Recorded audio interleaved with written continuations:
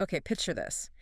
You're standing under, say, a corrugated iron roof during a massive tropical storm. Hmm. Just rain hammering down. You pull out your phone, hit record, just capture that rhythm. Yeah, that specific sound. Exactly. Yeah. Now, imagine hearing that sound you're recording in like the biggest sci-fi movie next year, Wow. and you actually get paid every single time it plays. That's the hook. That's the hook.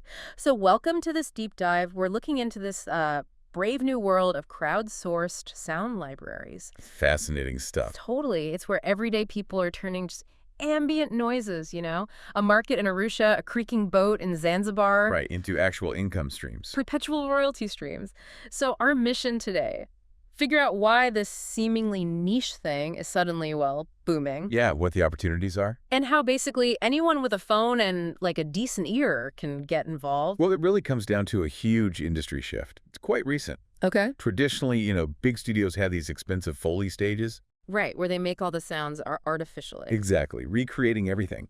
But then, late 2024, you had Apple, Netflix, Epic Games, The big players. all committing to fully immersive, like 360-degree audio. Suddenly, they need tons of authentic, hyper-local sounds. Sounds they just didn't have in their old libraries. Precisely. Mm-hmm. The old libraries are too generic. And then there's the legal side.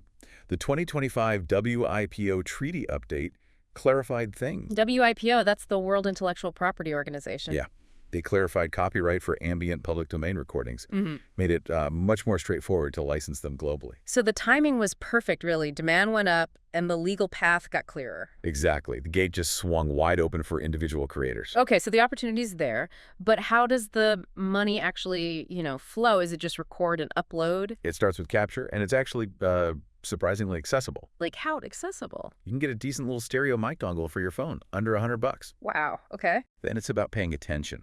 Record fairy engines, maybe the echo in a concrete stairwell. Or like you mentioned, Maasai chants, but carefully. Absolutely. Always with proper consent. Yeah. That's crucial. Respect is key. Right. So you've got the recording. What happens next? Just throw it online? No, then comes curate and tag. This is super important. Okay. Platforms like SoundSeeder or Wave DAO help. Yeah. They often use AI, embedding GPS, decibel levels, and tagging it. AI does the tagging. Some of it, yeah. But accuracy is everything. You can't just label it storm. Needs more detail. Much more. Like distant thunder, low frequency rumble, 45-second loop. That sells. Vague tags get lost. Okay, makes sense. Discoverability, capture, curate, and tag. Then the money part. Right. Mint and list. This is where it gets really Web3, you could say. NFTs and blockchain. Exactly. Each sound often becomes a micro-license NFT. It proves ownership and rights. So studios or game devs buy these NFTs. Or license them, yeah. Yeah. Replay rights, exclusive rights. And the beauty is smart contracts. Instant payments. Instant royalties kick back to you via the blockchain. No more chasing invoices. It's automatic. That's a game changer. And you can bundle too. Bundle and upsell. Create theme packs, East African Dusk, Midnight Urban Rain, charge a premium. Smart. And are people actually making money with this? Like real examples? Oh, yeah, absolutely. There's this person, Kenya's Coast Whisperer, surf instructor in Mombasa, Okay. recorded maybe 50 different wave sounds hitting coral, sold one exclusively to a Japanese anime studio for $300. Wow. Paid for a new surfboard, maybe? Funded a new surfboard, exactly. Or the Berlin Subway Maestro. Catchy name. Commuter just recorded squealing brakes, ambient noise on the U-Bahn with a lav mic. Now makes about €800 a month. €800 a month from Subway Sound. From background app royalties, yeah. Yeah. People use it for ambiance. That's incredible. And you mentioned Legos, too. Yeah, two teenagers sampled their grandmother frying a kara, the bean cakes. I do, yeah. That sizzle. That specific sizzle. A VR cooking game licensed it. They've already bought better mics with the money. That is brilliant. It really makes you think, doesn't it? What sounds around me am I just ignoring? Exactly. That's the key. Retrain your ears. My old fridge hums in a really weird way. Maybe that's my ticket. Could be. And, to scale up beyond just pocket money. Volume helps. More sounds. Makes sense. But also community.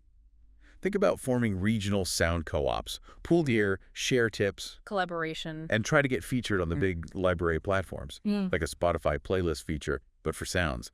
Drives the listens way up. And quality-wise, does it have to be perfectly clean? Interestingly, no. Studios often want authentic imperfection. A bit of wind, some distant chatter, adds realism. Tells the story, don't overclean it. Okay, so authenticity over sterile perfection. Good tip. But it sounds almost too good to be true. What are the risks? The pitfalls? Definitely things to watch out for. Permissions, number one. Private property. Recognizable voices you need, signed releases. Legal stuff, right? Quality control is vital, too. Clipping that horrible distortion kills sales. Monitor your recording levels carefully. Got it. Don't peek. And choose your platform wisely. Some take a huge cut, like 50%. Others use DAOs, decentralized organizations. Where the users vote on fees. Exactly. So maybe don't put all your eggs in one basket. Diversify where you list your sounds. Good advice. Okay, so wrapping this up then. What's the big takeaway from this deep dive? Well, we've seen how these, totally ordinary background sounds Yeah, the everyday stuff. can actually become valuable digital assets. It really highlights this evolving value of unique sonic identities from all over the world. And how new digital economies are letting individuals kind of bypass the old gatekeepers. Exactly, letting people participate directly in creative industries. It makes you ask, how do we value the sounds around us? Totally changes how you listen. So, the final thought for everyone listening. What unique sound from your world? That specific city hum, maybe a weird bird call in your local park, even just a noise in your kitchen. That distinctive rattle or click. Right. Might that be the next sort of hidden gem, waiting to be captured, shared, and maybe even end up in a blockbuster? Something to think about next time you're out and about. Definitely. That's all for this deep dive.